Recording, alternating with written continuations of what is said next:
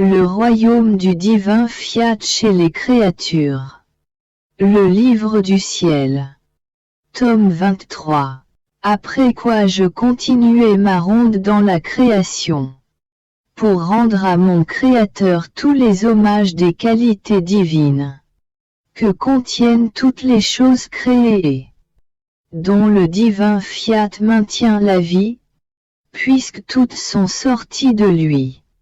Plus encore, il est l'acte premier de chaque chose créée.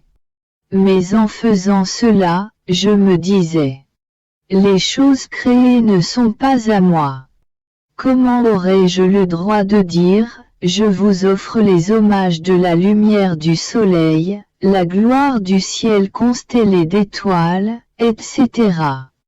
Et mon toujours aimable Jésus, se manifestant en moi, me dit, ma fille, celui qui possède ma volonté et vit en elle a le droit de dire, le soleil est à moi, le ciel, la mer, tout est à moi. Comme ils m'appartiennent, j'apporte tout devant la divine majesté pour lui rendre la gloire que contient toute chose. En fait, toute la création n'est-elle pas l'œuvre de mon fiat omnipotent? Sa vie palpitante, sa chaleur vitale, son mouvement incessant qui meut toute chose, ordonne et harmonise toute chose ne s'écoule-t-il pas comme si la création tout entière n'était qu'un seul acte? Ainsi pour quiconque possède ma divine volonté, la vie, les cieux, le soleil, la mer et toutes les choses créées ne sont pas pour lui des choses étrangères, mais toutes lui appartiennent, exactement comme tout appartient à mon fiat. Car cette âme, en le possédant, n'est pas autre chose qu'une naissance de mon fiat ayant des droits sur toutes ses naissances, c'est-à-dire sur toute la création. Par conséquent, cette âme est en vérité en droit de dire à son Créateur, je t'offre tous les hommages de la lumière du soleil avec tous ses effets, symbole de ta lumière éternelle, gloire de l'immensité des cieux. Et ainsi de suite pour tout le reste. Posséder ma volonté est une vie divine que l'âme déploie dans son âme. Ainsi, tout ce qui sort d'elle contient puissance, immensité, lumière et amour. Nous ressentons en elle notre puissance dédoublée qui, en nous dédoublant, met en action toutes nos qualités divines. Comme elles sont siennes, l'âme nous les offre, en hommage divin. Digne de ce divin fiat, ce fiat peut et sait comment se dédoubler, pour rappeler la créature l'acte premier de la création qui est. Faisons l'homme à notre image et à notre ressemblance. Les privations de Jésus sont plus longues. Je ne vis que dans la puissance du divin fiat qui sait constituer la vie de ma pauvre âme. Il me semble que mon bien-aimé Jésus, en me confiant à lui, ne se cache derrière les rideaux de sa lumière, que pour m'espionner et voir si je suis toujours son adorable volonté. Ô Dieu, qu'il est douloureux de demeurer dans une immensité de lumière et de ne pas savoir où aller pour trouver celui que j'aime, qui m'a formé, qui m'a dit tant de vérité, que je les sens en moi comme des vies divines palpitantes, qui me font comprendre qui est celui que je veux et que je ne trouve pas. Ah! Jésus! Jésus! Reviens. Quoi? Tu me fais sentir ton cœur qui bat dans mon cœur et tu te caches. Mais en me déchargeant le cœur, je pensais. Peut-être Jésus ne trouve-t-il en moi ni en personne les dispositions pour recevoir la vie de ces autres vérités. et pour que ces vies ne demeurent pas en suspens, ils restent tranquilles et se cachent. Mais je pensais cela lorsque mon très précieux Jésus se manifesta comme pour sortir de moi et me dit: Ma pauvre petite fille, tu es perdue dans la lumière et tu ne sais pas comment trouver celui que tu cherches avec tant d'amour. La lumière forme de hautes vagues et constitue les barrières qui t'empêchent de me voir. Mais ne sais-tu pas que c'est moi qui suis cette lumière, cette vie et ce battement de cœur que tu sens en toi? Comment ma volonté pourrait-elle jamais avoir sa vie en toi, si ton Jésus n'était pas en toi?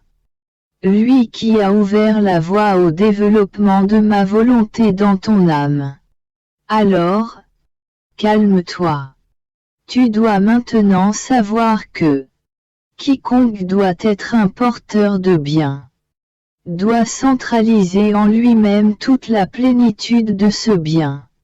Sinon, le bien ne trouverait pas la voie par où sortir.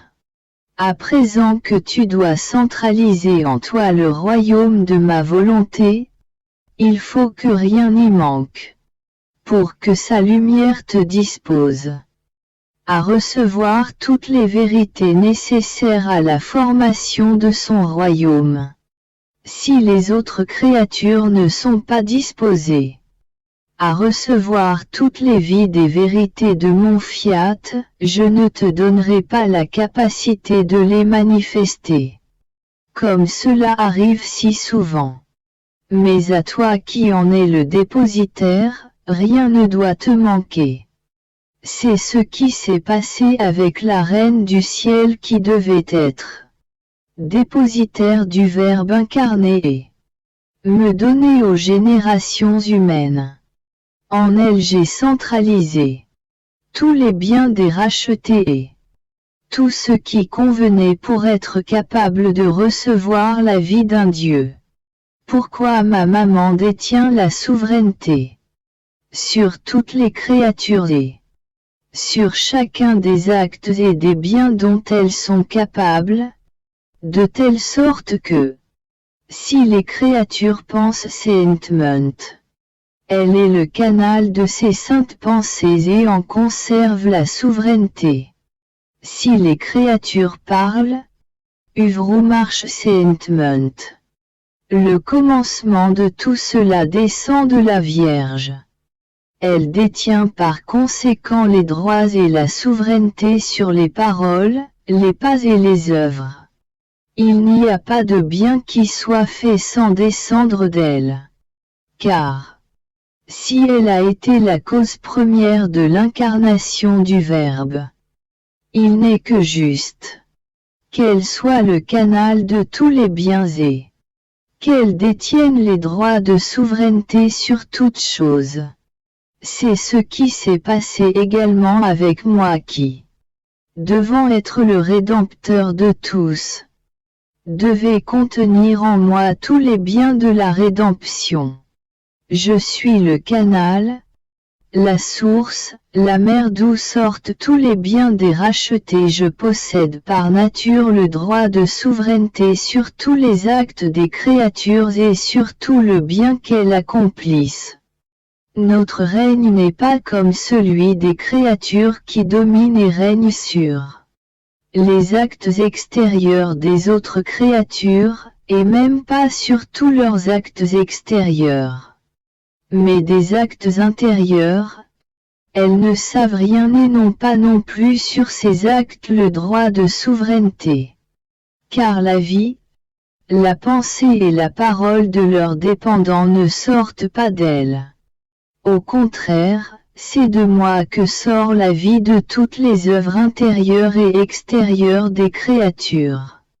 Ainsi, au-dessus de chacun des actes des créatures devrait s'attacher l'acte de la céleste mère et le mien qui, en souverain, les forme, les dirige et leur donne vie. Je continuai après cela à suivre ma ronde dans la divine volonté. m'unissant à l'unité que mon premier père Adam possédait avant le péché, mon doux Jésus ajouta. Ma fille, tu n'as pas bien compris ce que signifiait unité. Unité veut dire centralisation et commencement de tous les actes des créatures, passés, présents et futurs. Ainsi, avant le péché, quand Adam possédait notre unité, il contenait dans ses pensées l'unité de toutes les pensées des créatures, l'unité de toutes les paroles, toutes les œuvres et tous les pas.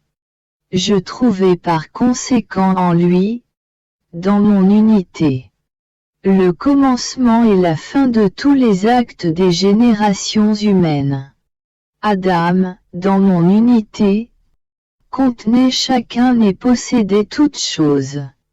Ainsi, toi, ma fille, en t'élevant jusqu'à cette unité abandonnée par lui, tu prends sa place et en te mettant au commencement de tous et de tout, tu contiens en toi les actes mêmes d'Adam avec la continuation de tous les actes des créatures. Vivre dans ma divine volonté signifie: je suis le commencement de tous et c'est de moi que tout descend comme tout descend du divin fiat. Je suis par conséquent la pensée, la parole, l'œuvre et le pas de chacun. Je prends tout et j'apporte tout à mon Créateur. On comprend qu'Adam devait posséder et enclore l'humanité tout entière. S'il ne s'était pas retiré de notre volonté et s'il avait toujours vécu dans notre unité, c'est pourquoi, s'il avait fait cela, les générations humaines auraient vécu dans notre volonté. Et par conséquent, une aurait été la volonté, une l'unité, un l'écho de tous, et tout étant mis en commun, chacun aurait enclos toute chose en lui-même. Mon envol dans le divin fiat est continuel. Il me semble que tout est fini avec Jésus et ses communications. D'autant plus qu'elles ne sont pas en mon pouvoir. Si mon Jésus n'a pas la bonté de me dire autre chose, je resterai toujours la petite ignorante. Car sans lui je ne peux pas continuer et je suis incapable d'écrire un seul mot de plus. Je dois donc m'habituer et me contenter de vivre seul avec la divine volonté qui ne me quitte jamais. Je sens d'ailleurs qu'elle est incapable de me quitter, car je la trouve en moi, en dehors de moi et dans chacun de mes actes. Avec l'immensité de sa lumière, elle se prête à donner vie à mes actes. Il n'y a pas de point où je ne la trouve. Ou plutôt, il n'y a pas de point ni d'espace, au ciel comme sur la terre, où la vie et la lumière de la divine volonté ne soient pas la première dans l'acte de se donner à la créature. Je vois donc que la divine volonté ne peut pas me quitter et que je ne peux pas m'en séparer. Nous sommes inséparables. Elle ne me fait pas comme Jésus ses petites escapades. Au contraire, si je ne fais pas d'elle l'acte premier de mes actes, elle est triste et se plaint que ses actes, sa lumière et sa vie n'aient pas la première place dans mes actes. Ô divine volonté, combien tu es admirable, aimable et insurpassable. Plus je vais et mieux je te comprends et je t'aime. Mais alors que mon pauvre esprit se perdait dans le fiat, mon doux Jésus se manifesta en moi et me dit: Ma fille, ma volonté est parmi les créatures comme le centre de vie. Comme le cœur humain, ma volonté peut être appelée reine de leur nature. Car Si le cœur palpite, l'esprit pense, la bouche parle, les mains travaillent et les pieds marchent. Mais si le cœur cesse de battre, tout s'arrête d'un seul coup. Car la pauvre nature n'a plus de reine et il lui manque alors celle qui gouverne et donne vie à la pensée, à la parole et à tout ce que la créature peut faire. La pensée est comme la reine de l'âme, le siège, le trône d'où l'âme déploie ses activités, sa vie, son gouvernement. Or, si la nature humaine voulait étouffer la palpitation du cœur, ne plus se servir de sa reine pour parler, penser et agir, que se passerait-il?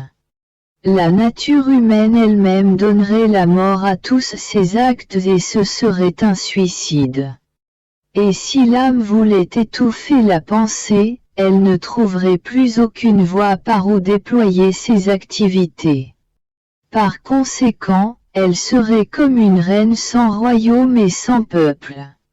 Or, ce que le cœur est à la nature humaine est la pensée à l'âme. Ma divine volonté l'est à chaque créature. Elle est comme le centre de vie, et, dans son incessante et éternelle palpitation, elle palpite et la créature pense. Elle palpite et la créature parle, marche, travaille. Et les créatures non seulement n'y pensent pas, mais elles l'étouffent, elles étouffent sa lumière, sa sainteté, et certaines l'étouffent tellement qu'elles se rendent les meurtrières de leur âme. Et ma volonté sur la terre d'en bas est comme une reine sans royaume et sans peuple. Les créatures vivent comme si elles n'avaient ni reine, ni vie divine, ni gouvernement. Parce que la reine de leur battement de cœur manque à leur nature, et la reine de la pensée à leur âme. Et comme en raison de son immensité ma volonté englobe toutes les créatures et toutes choses, elle est contrainte de vivre étouffée en elle-même parce qu'il n'y a personne pour recevoir sa vie, son acte, son régime. Mais elle veut former son royaume sur la terre. Elle veut avoir son peuple élu et fidèle. Aussi, même si elle demeure au milieu des créatures, elle vit inconnue et étouffée. Mais elle n'arrête pas. Elle ne quitte pas les créatures pour se retirer dans ces célestes régions. Mais elle persiste à rester au milieu d'elles pour se faire connaître. Elle voudrait faire connaître à toutes les créatures le bien qu'elle veut faire. Ses lois célestes. Son amour insurmontable. Son cœur qui palpite la lumière, la sainteté, l'amour, les dons, la paix et le bonheur qu'elle veut pour les enfants de son royaume. C'est la raison pour laquelle sa vie et ses connaissances sont en toi. Pour que tu fasses connaître ce que signifie la divine volonté. Et je prends plaisir à me cacher dans ma volonté même, afin de lui laisser tout l'espace et le développement de sa vie en toi. Je pensais à la divine volonté et des milliers de pensées envahissaient mon pauvre esprit. Elle ressemblait à autant de lumières vives qui se levaient pour s'unir ensuite à la lumière du soleil éternel de ce fiat qui n'a jamais de coucher. Mais qui peut dire ce que je pensais? Je pensais à toutes ces connaissances que Jésus m'avait dites sur la divine volonté, et comment chacune d'elles apporte une vie divine dans l'âme, avec le sceau d'une rareté de beauté et de bonheur, mais toutes distinctes les unes des autres, et que la divine volonté fait partager à celle qui a le bonheur de la connaître et de l'aimer. Aussi, je me disais, Une connaissance de plus ou de moins fera une grande différence entre une âme et une autre. Et j'étais triste en pensant à mes confesseurs décédés qui tenaient tant à ce que j'écrive ce que mon bien-aimé Jésus me disait sur la divine volonté. J'étais triste pour le vénérable père Di Francia qui avait fait tant de sacrifices. Il était venu de loin, avait encouru des dépenses pour la publication, et au moment où tout allait commencer, Jésus l'a appelé au ciel. Alors, sans avoir toutes ces connaissances concernant le fiat, ils ne posséderont pas toutes les vies et les raretés de beauté et de bonheur que contiennent ces connaissances. Mais comme mon esprit se perdait dans toutes ces pensées qu'il serait trop long de vous exposer, mon doux Jésus étendit les bras en moi, répandant sa lumière, il me dit: Ma fille, tout comme j'ai une hiérarchie d'anges avec 9 chœurs distincts, j'aurai également la hiérarchie des enfants du divin fiat. Elle aura 9 chœurs et ils seront distincts les uns des autres par la variété des beautés qu'ils auront acquises par les connaissances de mon fiat, les uns plus et les autres moins. Ainsi chaque connaissance additionnelle de ma divine volonté est une création nouvelle qu'elle forme dans les créatures. Une création nouvelle de bonheur et de beauté inaccessible. Car c'est une vie divine qui coule en elle et apporte toutes les nuances de beauté de celui qui les manifeste. Toutes les notes et tous les sons de joie et de bonheur de notre être divin. Notre paternelle bonté découvre sa vie, sa beauté et son bonheur au point de créer sa vie au sein des créatures, et lorsque celles-ci ne sont pas intéressées à la connaître, n'est-il pas juste qu'elles ne reçoivent en héritage ni la beauté ni les sons de nos joies? Elles ne prendront que ce qu'elles ont connu. C'est pourquoi il y aura différents chœurs dans la hiérarchie du royaume de ma divine volonté. Si tu savais quelle différence il y aura entre celles qui apportent mes connaissances depuis la terre et celles qui les acquièrent au ciel. Les premières les auront en propre comme en héritage. La nature des beautés divines se verra en elles et elles entendront les mêmes sons de joie et de bonheur que leur Créateur forme pour elles et leur fait entendre. Par contre, dans les secondes, on ne verra pas en elles la nature des beautés divines et elles ne les auront pas en propre comme en héritage. Elles les recevront comme un effet de la communication des autres, un peu comme la terre reçoit les effets du soleil. Mais la terre ne possède pas la nature du soleil. Par conséquent, les âmes qui posséderont toutes les connaissances formeront le chœur le plus élevé et les autres chœurs seront formés en fonction de ce que savent les créatures.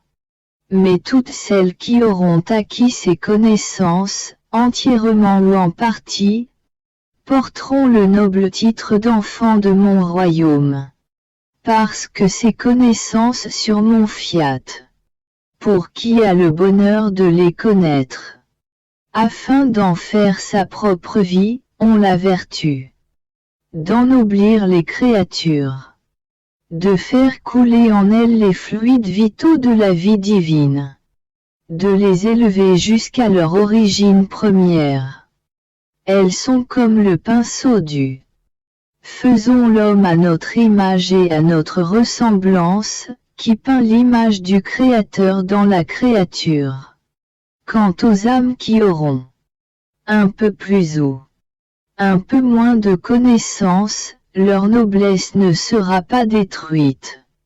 Il arrivera ce qui se passe par exemple dans une famille noble qui a beaucoup d'enfants. Certains d'entre eux se lancent dans les études. D'autres s'adonnent aux beaux-arts. Par conséquent, les premiers s'élèvent plus haut, obtiennent des postes plus élevés et plus honorifiques. En raison de leur science, ils font aussi plus de bien dans le peuple, ce que les autres frères ne font pas. Mais malgré que les premiers s'élèvent très haut en raison de leur sacrifice, cela ne détruit pas le caractère noble des autres frères, car ils ont tous en eux le noble sang de leur père. C'est pourquoi ils sont noblement vêtus et se comportent avec noblesse dans leurs paroles et dans leurs actes. Les enfants de mon fiat seront tout nobles. Ils perdront la rudesse de leur volonté humaine, les misérables haillons de leur passion. L'obscurité des doutes et des craintes sera chassée par la lumière de mes connaissances qui les plongera tous dans une mer de paix. Par conséquent, tes confesseurs qui sont passés à l'autre vie seront comme le prélude des enfants de ma volonté. Car le premier a tant sacrifié et tant travaillé à aider le petit chant de ton âme. Et même, si je te parlais alors très peu de mon fiat, parce qu'il fallait d'abord que je t'y dispose, il sera comme le premier héros, le lever de soleil qui annonce le jour du royaume de ma volonté. Tes deuxième et troisième confesseurs, qui ont tant participé et connaissaient une grande partie des connaissances de mon royaume, et qui ont fait tant de sacrifices, spécialement le troisième qui voulait tellement qu'elle soit connue et qui s'est tant sacrifié par ses écrits. Ces deux-là seront comme le soleil qui s'élève et prend sa course pour former la pleine lumière du jour. Ceux qui suivront seront comme le plein midi du grand jour de ma volonté. Selon l'intérêt qu'ils ont eu et qu'ils auront, ils seront placés, les uns à la première heure du jour de ma volonté, les autres à la seconde ou à la troisième, et d'autres encore en plein midi. Et en ce qui concerne le père d'Ifrancia, avec tous ses sacrifices, son désir de faire connaître ma volonté allant jusqu'à en commencer la publication. Crois-tu que sa mémoire sera effacée dans cette grande œuvre de mon divin fiat simplement parce que je l'ai fait venir à moi au ciel? Non, non. Il occupera au contraire la première place, car venu de loin, il s'est mis à la recherche de la chose la plus précieuse qui puisse exister au ciel et sur la terre. De l'acte qui me glorifiera le plus, qui me rendra la gloire la plus parfaite de la part des créatures et dont elles recevront tous les biens. Il a préparé le terrain pour faire connaître ma divine volonté. C'est si vrai, qu'il ne s'est rien épargné, ni sacrifice ni dépense. Et bien qu'il n'ait pas terminé la publication, il a ouvert la voie pour qu'un jour ma volonté soit connue et puisse avoir sa vie au milieu des créatures. Qui pourrait jamais faire que le père d'Ifrancia n'ait pas été le premier à faire connaître le royaume de ma volonté. Et parce que sa vie s'est éteinte, la publication ne serait pas achevée. Aussi, lorsque cette grande œuvre sera connue, son nom et sa mémoire seront comblés de gloire et de splendeur, et il possédera le premier acte dans une œuvre si grande, au ciel comme sur la terre. En fait, pourquoi se dispute-t-on pour garder les écrits de mon divin fiat? Parce que c'est lui qui a emporté les écrits pour les faire publier. Sinon, qui en aurait parlé? Personne. Et s'il n'avait pas fait comprendre l'importance et le grand bienfait de ces écrits, personne ne s'y serait intéressé. Ma fille, Ma bonté est si grande que je récompense justement et surabondamment le bien que peut faire la créature, spécialement dans cette œuvre de ma volonté à laquelle j'attache tant d'importance. Que ne vais-je pas accorder à celui qui s'emploie et se sacrifie pour mettre en sûreté les droits de mon fiat éternel? Ma prodigalité sera si excessive que le ciel et la terre en seront émerveillés. En entendant cela, je me disais, si ces connaissances recèlent tant de bien et si mon doux Jésus continue à révéler d'autres connaissances sur son fiat à d'autres âmes, n'est-ce pas à elles que sera attribuée cette grande œuvre? Et Jésus, se hâtant de se manifester en moi, me dit, non, non, ma fille. Tout comme il sera dit que le père Di Francia a été le premier propagateur, tes confesseurs les collaborateurs, il sera dit que la petite fille de ma volonté a été choisie pour une mission spéciale et a été la première dépositaire à qui fut confié un si grand bien. Imagine une personne qui a fait une importante invention. Il est possible que d'autres la propagent, la diffusent, l'imitent et la développent, mais personne ne pourra dire « Je suis l'inventeur de cette œuvre ». On dira toujours « C'est cette personne qui en est l'inventeur ». C'est ce qui se passera avec toi. On dira que l'origine du royaume de mon divin fiat, la dépositaire, c'était la petite fille de ma volonté. Mon pauvre cœur baignait dans la douleur de la privation de mon doux Jésus. Cela m'inquiétait. J'étais suffoqué par la souffrance et j'aurais tout donné pour trouver celui qui était la cause de ma torture, pour lui dire ma détresse. Je pensais à cela lorsque mon aimable Jésus se manifesta en moi. Il me dit, « Ma fille, n'aie pas peur à cause de ce que tu ressens dans ton âme. Car ce n'est rien d'autre que mon divin fiat qui travaille en toi. Il enclôt tout en toi, toute chose et toute créature, tous les siècles, passés et à venir.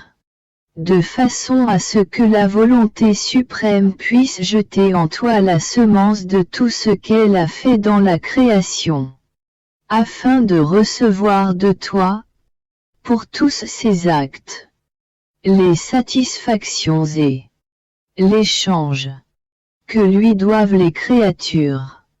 Aussi, ne t'inquiète pas. Car en chacune des heures de ta vie sont enclos des siècles par ma volonté. Celle qui doit avoir le premier acte dans ma volonté doit par conséquent la posséder à l'origine afin de pouvoir développer sa vie divine. Car toutes choses partent d'un seul point.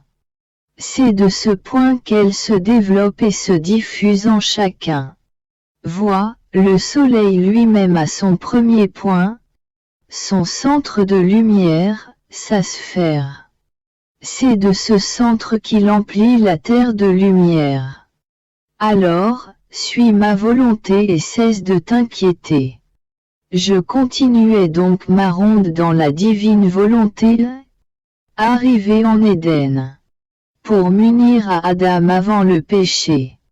Alors qu'il possédait l'unité avec le Créateur, afin de recommencer mes actes avec lui et de le remplacer dans cette unité lorsqu'il la perdit en tombant dans le péché, je me disais, pourquoi mon bien-aimé Jésus n'a-t-il pas manifesté à quelqu'un l'état sublime? Les merveilles qui s'échangeaient entre Adam innocent et son Créateur. Les océans de bonheur et de beauté qui étaient les siens. Tout était centré en lui, tout partait de lui. Oh! Si l'état d'Adam était connu! Si l'on connaissait ces grandes prérogatives, peut-être que chacun voudrait retourner à son origine, d'où l'homme est sorti. Je pensais à cela lorsque mon doux Jésus se manifesta en moi, dans sa bonté. Il me dit: Ma fille, ma bonté paternelle ne manifeste un bien que lorsqu'il peut être utile à la créature. Si je n'en vois pas l'utilité, à quoi bon le manifester? Ma tendresse pour l'histoire de l'homme innocent est très grande. Rien que d'y penser mon amour se lève, déborde et forme de hautes vagues en cherchant à se déverser comme il le faisait sur Adam innocent. Mon amour souffre en ne trouvant personne sur qui se répandre. Parce qu'il ne trouve pas un autre Adam pour le recevoir. Un Adam capable de me rendre ses manifestations d'amour. Parce mon divin fiat qui était en lui maintenait cette correspondance réciproque de vie entre l'infini et le fini. Mes propres vagues d'amour me reviennent sans trouver quelqu'un sur qui se déverser. Je demeure suffoqué par mon propre amour.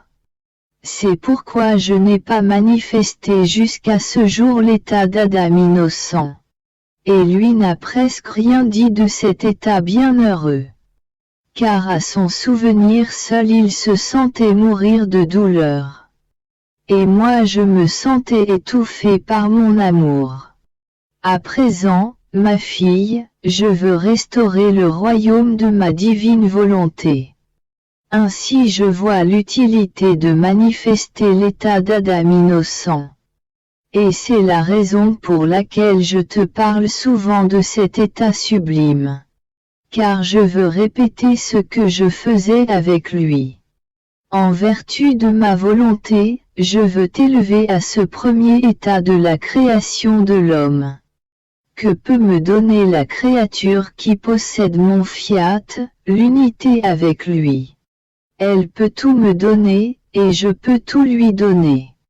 Alors, étant capable de donner ce que je manifeste, mon amour n'étouffe pas sous les vagues, mais les répand à l'extérieur de moi. Et en les voyant reproduites dans la créature, mon amour s'en réjouit, se sent poussé à révéler ce que la créature ne connaît pas encore, pour son utilité et pour son bien.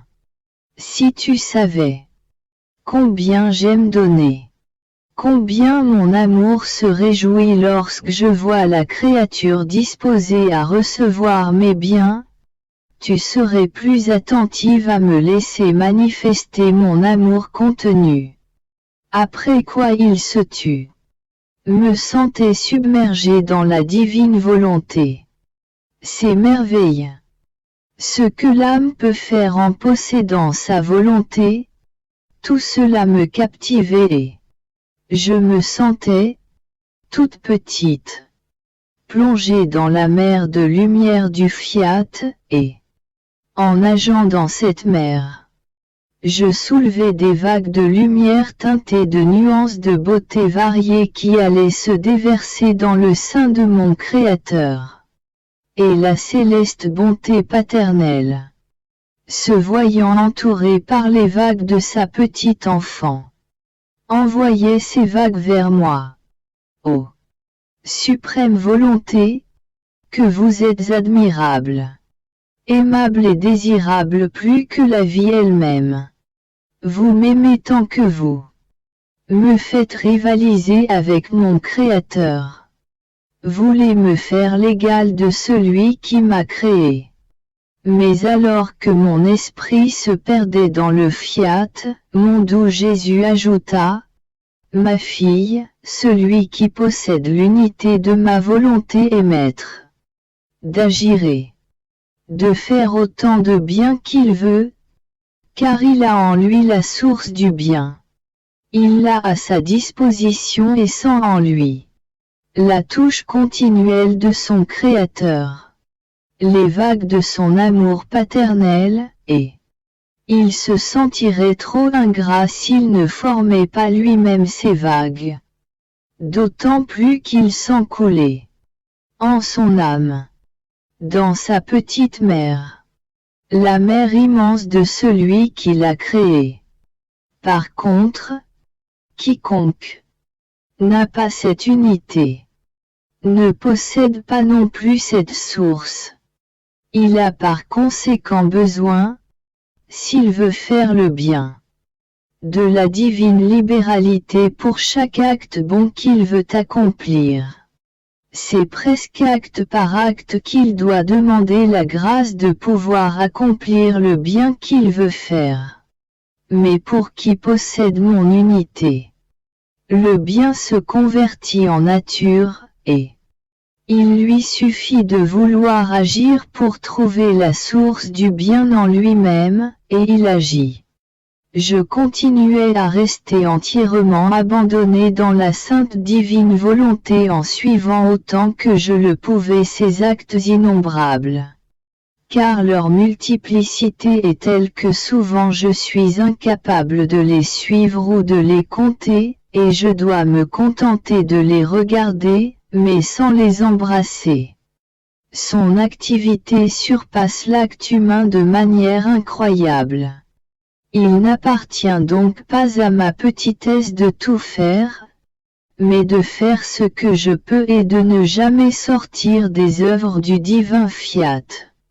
Après quoi, comme mon pauvre esprit se perdait dans les œuvres de la divine volonté, mon doux Jésus se manifesta en moi et me dit: Ma fille, notre paternelle bonté a créé l'homme afin de pouvoir le tenir sur nos genoux pour qu'il soit continuellement heureux et qu'il soit la joie perpétuelle de son Créateur. Et pour cela, nous le tenions sur nos genoux.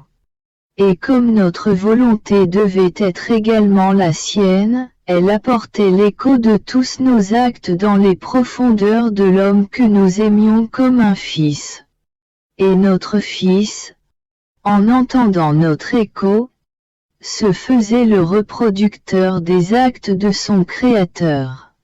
Que de contentement ces actes n'apportaient-ils pas par la résonance de cet écho créateur qui formait l'ordre de nos actes, l'harmonie de nos joies et de notre bonheur, et l'image de notre sainteté dans la profondeur du cœur de notre Fils. Que ces jours étaient heureux pour lui et pour nous. Mais sais-tu ce qui a fait tomber de nos genoux ce Fils que nous aimions tant? La volonté humaine. Elle l'a tant éloigné de nous qu'il a perdu notre écho créateur et ne savait plus rien désormais de ce que faisait son Créateur.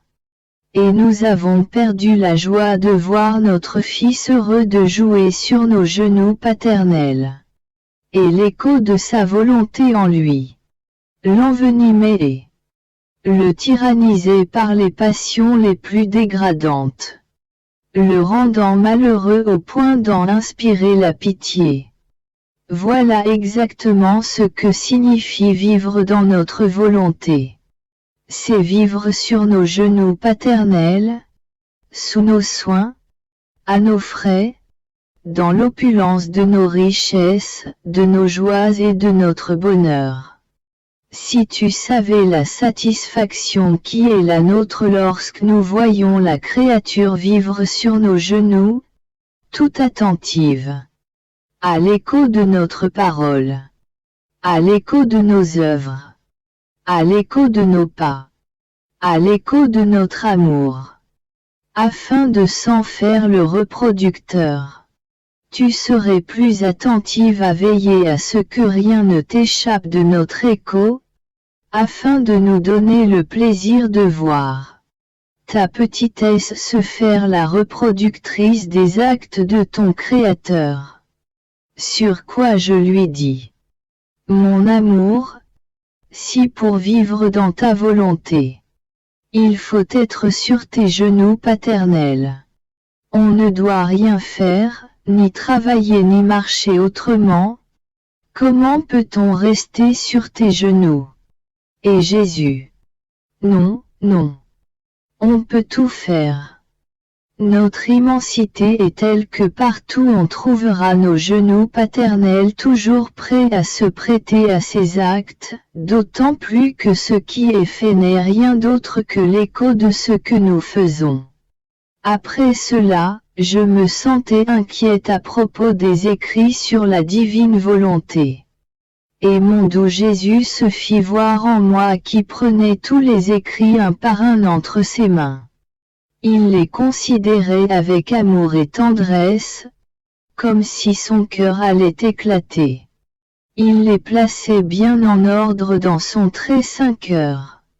J'étais émerveillée de le voir témoigner tant d'amour envers ces écrits qu'il enfermait jalousement dans son cœur pour en être le gardien. Jésus, voyant mon émerveillement, me dit: Ma fille, si tu savais combien j'aime ces écrits. Ils me coûtent plus que la création et la rédemption elle-même. Quel amour et quel travail j'ai mis dans ces écrits qui me coûtent tant. Tout le prix de ma volonté est en eux. Ils sont la manifestation de mon royaume et la confirmation que je veux le royaume de ma divine volonté parmi les créatures. Le bien qu'ils feront sera grand. Ils seront comme des soleils qui se lèveront au milieu des épaisses ténèbres de la volonté humaine. Des vies qui casseront la mort des pauvres créatures. Ils seront le triomphe de toutes mes œuvres, la narration la plus tendre, la plus convaincante, de la force avec laquelle j'aime et j'ai aimé l'homme. C'est pourquoi je les aime si jalousement que je veux en être le gardien dans mon divin cœur. Et je ne permettrai pas qu'un seul mot en soit perdu. Qu'ai-je mis dans ces écrits? Tout. Des grâces surabondantes. Une lumière qui illumine, réchauffe et féconde. Un amour qui. Une vérité qui conquiert. Des attraits qui captivent. Des vies qui apporteront la résurrection du royaume de ma volonté. C'est pourquoi tu dois les apprécier toi aussi. Leur accorder l'estime qu'ils méritaient. Aimer le bien qu'ils feront. Quoi je continuais mon abandon dans le fiat. Je me sentais toute revêtue de son interminable lumière, et mon adorable Jésus ajouta: Ma fille, lorsque l'âme décide de vivre dans ma divine volonté sans plus donner vie à la sienne, afin d'en être sûre et de mettre l'âme en sécurité, je l'attache avec des chaînes de lumière. Je fais cela pour ne pas lui enlever son libre arbitre, un don que je lui ai fait à la création. Ce que j'ai donné, je ne le reprends pas. À moins que la créature ne rejette elle-même mes dons. Je l'attache avec de la lumière afin que, si elle le désire, elle puisse en sortir quand elle veut. Mais il lui faut alors faire un effort incroyable. Car ces chaînes de lumière revêtent ses actes et elle ressent en chacun de la beauté, la grâce et la richesse que cette lumière leur communique. Cette lumière charme et éclipse véritablement la volonté humaine de telle sorte qu'elle se sent heureuse et honorée d'être liée par d'aussi nobles chaînes qui lui apportent tant de bien. Et elle languira de ne plus avoir de vie humaine dans ses actes pour que la divine volonté prenne sa place. Elle se sentira ainsi libre et liée, mais non forcée. Spontanée dans son libre arbitre. Attirée par le grand bien qu'elle en retire. De telle sorte qu'elle verra ses actes entourés de nombreux anneaux de lumière qui, en formant des chaînes, la transformeront en cette lumière même. et en chacun de ses actes. L'âme émettra autant de voix belles et harmonieuses, semblables à des sons argentins, qui, touchant l'oreille du ciel tout entier, feront connaître que ma divine volonté est à l'œuvre dans la créature. Je me disais, quelle différence y avait-il entre la Sainte Vierge et mon aimable Jésus, étant donné que dans les deux la divine volonté avait sa vie, son règne, son royaume. Et mon doux Jésus, se manifestant en moi, me dit, ma fille, entre moi et la céleste Reine, la volonté qui nous animait était une. Mais il y avait entre elle et moi une différence. Celle d'une résidence où la lumière du soleil entre de tous côtés de sorte que la lumière y règne partout. Il n'existe aucun endroit où la lumière ne soit pas reine de sorte que cette résidence est la proie de la lumière. Elle la reçoit continuellement et ne vit que sous son influence. Mais l'autre résidence possède en elle-même la sphère du soleil. Elle ne reçoit donc pas la lumière de l'extérieur, mais la possède intérieurement. N'y a-t-il pas une différence entre les deux? C'est cette différence qui existe entre moi et ma maman.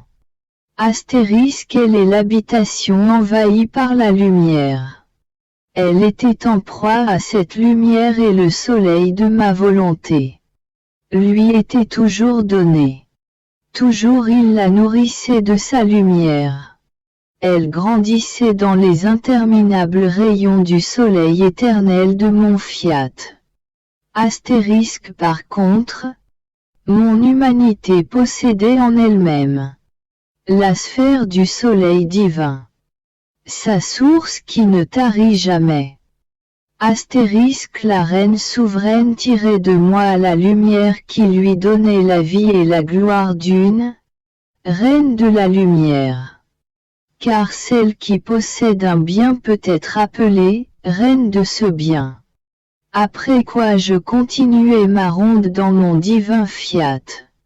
Arrivé à la maison de Nazareth où mon aimable Jésus avait vécu sa vie cachée, je lui dis, pour y suivre ses actes, mon amour, il n'est pas un acte de toi ou mon, je t'aime, ne te suive pour demander à travers tes actes le royaume de ta volonté. Mais, je t'aime, te suive partout. Dans les pas que tu fais. Dans les paroles que tu dis. Dans le bois que tu martèles en martelant le bois. Tu martèles la volonté humaine pour la détruire. Afin que ta divine volonté puisse se lever au milieu des créatures. Mon, je t'aime, coule. Dans l'eau que tu bois. Dans la nourriture que tu manges. Dans l'air que tu respires. Dans les rivières d'amour qui passent entre toi, ta maman et Saint Joseph. Dans les prières que tu fais. Dans les battements ardents de ton cœur. Dans le sommeil que tu prends. Oh! Comme je voudrais rester près de toi. Pour te murmurer à l'oreille, je t'aime, je t'aime. Ah! Que ton règne arrive. Et alors que j'aurais voulu que mes, je t'aime, couronne tous les actes de Jésus. Il se manifesta en moi et me dit, ma fille, ma vie cachée est longue. Car elle n'était rien d'autre que l'appel du royaume de la divine volonté sur la terre. Je voulais refaire en moi tous les actes que les créatures étaient censées faire dans ma volonté. Pour les leur présenter ensuite. Et je voulais les refaire avec ma maman. Je la voulais toujours avec moi dans ma vie cachée pour former ce royaume. Deux personnes avaient détruit ce royaume de mon divin fiat, Adam et Ève. 2 autres, moi et la reine souveraine devaient le refaire. Je pensais donc premièrement au royaume de ma divine volonté. Car la volonté humaine avait été la première à offenser ma volonté en se retirant d'elle. Toutes les autres offenses venaient en second lieu, en conséquence de ce premier acte. La volonté humaine est la vie ou la mort des créatures, leur bonheur ou leur tyrannie et leur malheur où elle les précipite, leur bon ange, qui les conduit au ciel ou qui se transforme en démon et les précipite en enfer. Tout le mal est dans la volonté, de même que tout le bien.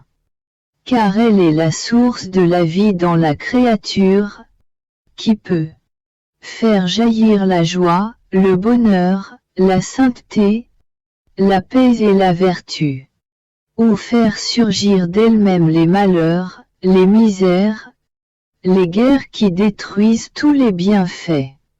J'ai donc pensé premièrement au royaume de ma volonté dans ma vie cachée qui a duré une bonne 30aine d'années.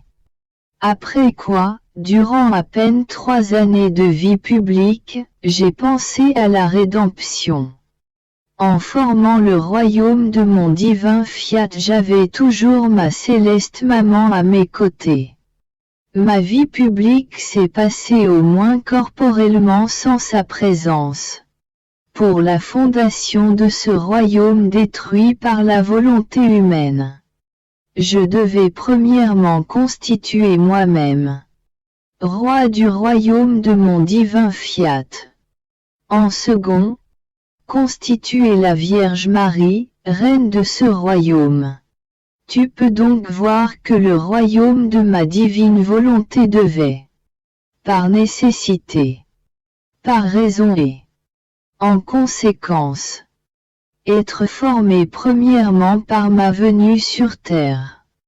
Il n'aurait pas été possible de former la rédemption si mon céleste Père n'avait pas reçu satisfaction pour le premier acte offensif accompli contre lui par la créature. Le royaume de ma volonté est donc formé. Il ne reste plus qu'à le faire connaître.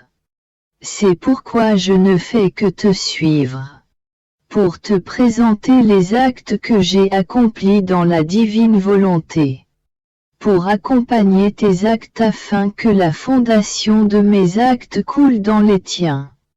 Et je veille à ce que ta volonté n'ait aucune vie pour que ma volonté soit libre. Bref, j'agis avec toi comme avec une seconde mère, rappelant tous les actes accomplis avec la Vierge pour les déposer en toi. Par conséquent, sois attentive à suivre ma volonté en toutes choses. Que toute chose soit pour la gloire de Dieu et l'accomplissement de sa très sainte volonté.